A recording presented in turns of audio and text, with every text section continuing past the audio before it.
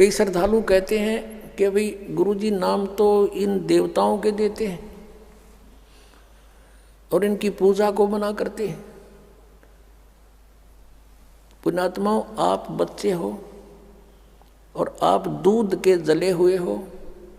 अब अपना कर्म मत बिगाड़ना, क्योंकि आप इस दास से अधिक नहीं जान सकते।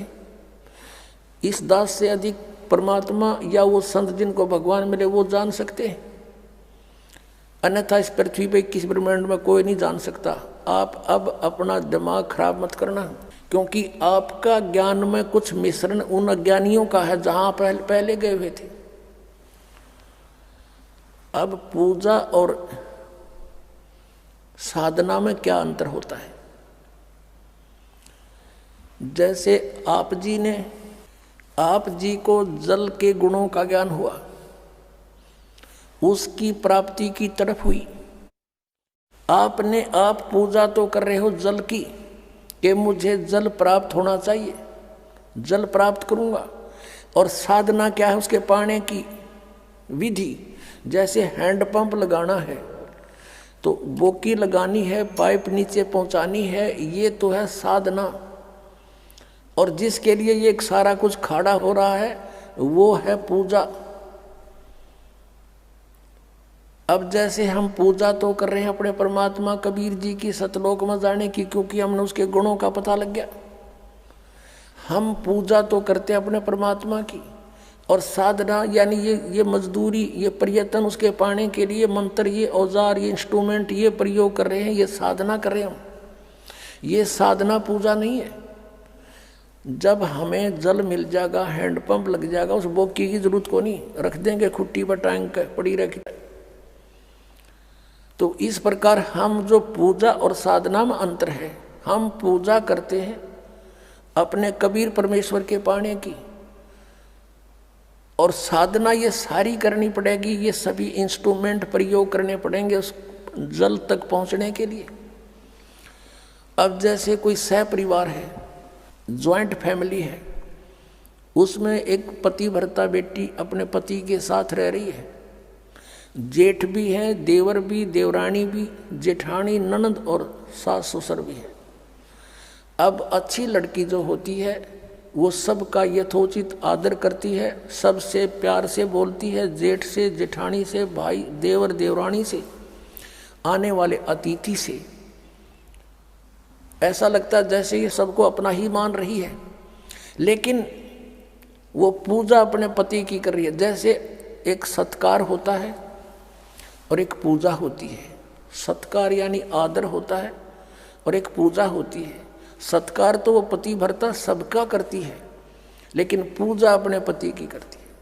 और जिस समय वो अलग होते हैं, भिन्न होते हैं, अलग अलग होते हैं, तो अपने सभी वस्तु जो उसके हिस्से में आते हैं, एक चम्मच भी ना छोड़ दे, जेठ और जेठानी के, चाहे कितनी मीठी बोलना थी, कितना प्यार से रहती थी, और सब कुछ उठाकर अपने पति के साथ अपने कमरे में रख लेगी, क्योंकि वो अंतर से पूजा उसकी कर रही थी। उनसे मिलाप रखना अनिवार्य था, नहीं तो कलह मच जाए।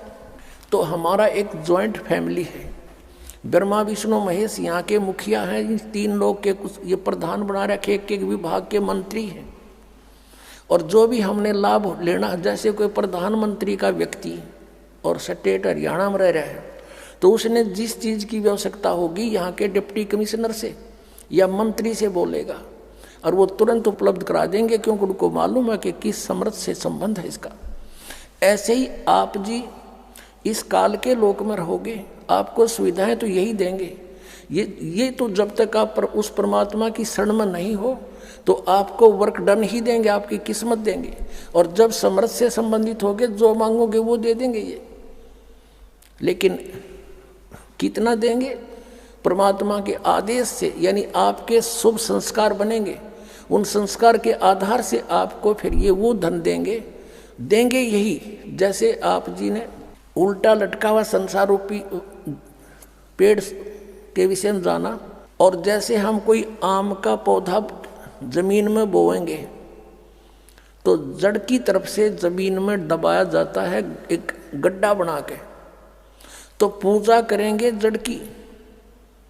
हम टहनियों की पूजा नहीं कर रहे, लेकिन फल लगेंगे टहनियों के।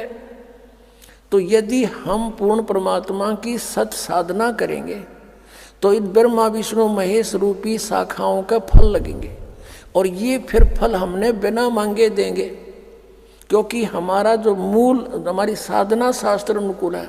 हम पूजा मूल की कर रहे हैं। यदि हमने उल्टा यू पौधा गाड़ दिया, उसकी शाखाएं लगा दी जमीन में और जड़ कर दी ऊपर ने, और फिर उन शाखाओं की सिंचाई हम शुरू कर देंगे तो पौधा सूख जाएगा। तो वो शास्त्र विरुद्ध साधना है, शास्त्र अनुकूल साधना है। जैसे हम मूल परमात्मा सतपुरुष को इष्ट रूप में पूजेंगे, और उसके पूजने के लिए जो भी मटेरियल, जैसे पूजा में खाद पानी जो कुछ भी है, ये सारे मंत्र जाप करने पड़ेंगे हमें, लेकिन हमारा इष्ट रूप में कबीर जी रहेगा। तो उसके आधार से सत साधना से जो शुभ संस्कार बनेंगे, तो जब तक आप यहाँ हो, यहाँ की संसारिक सुविधाएं आपको ब्रह्मा विष्णु महेश की ओर से ही प्राप्त होंगी। उन टहनियों के शाखाओं का फल लगेंगे, और इसलिए ये हमसे दूर नहीं हो सकते, हम इनसे दूर नहीं हो सकते, हम इनका अनादर नहीं कर सकते, क्योंकि फिर हम संत नहीं, लेकिन हम इनको पूज नहीं सकते। जैसे पतिव्रता का उदाहरण आपको दे दिया, वो पूजा जो अपने पति के प्रति समर्पित है वो किसी के प्रति नहीं हो सकती, और वो उसके दुश्मन भी नहीं है, अंडरस्टूड है। और जब हम यहाँ से चलेंगे, हमारे इनसे कोई लिंक नहीं होगा, अपने पति के साथ, अपने परमपिता के साथ हम सहर्ष सतलोक चले जाएंगे। ये तरीका उस परमात्मा के पाने का, नथिंग एल्स। बोलो सतगुरुदेव। अगर आप ये वीडियो YouTube पर देख रहे हैं तो हमारे चैनल को सब्सक्राइब करें और बेल आइकन को दबाना ना भूलें। अगर आप Facebook पर ये वीडियो देख रहे हैं तो हमारे पेज को लाइक करें।